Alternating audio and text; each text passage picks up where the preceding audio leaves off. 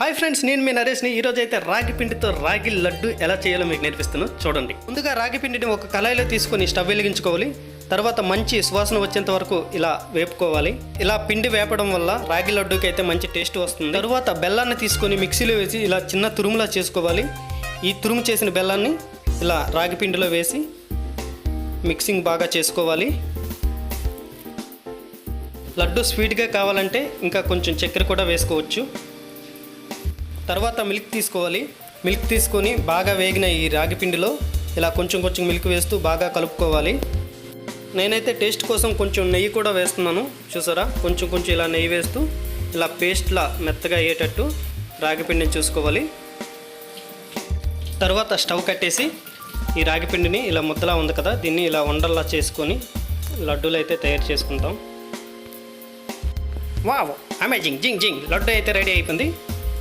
Friends, ఈ రాగి లడ్డు మీద కొంచెం డ్రై ఫ్రూట్స్ తురుము వేసుకుంటే టేస్ట్తో పాటు అందంగా కూడా ఉంటాయి. రాగి పిండిలో అత్యధిక పోషకాలు అయితే ఉంటాయి కదా, అందువల్ల ఈ లడ్డూలు అయితే మనం అందరూ తినొచ్చు. గర్భిణీ స్త్రీలు అయితే ఇంకా తింటే చాలా మంచిది. ఫ్రెండ్స్, ఈ వీడియో మీకు నచ్చినట్లయితే లైక్ చేయండి. మరిన్ని వీడియోస్ కోసం నా ఛానల్ని సబ్స్క్రైబ్ చేయండి. Bye friends.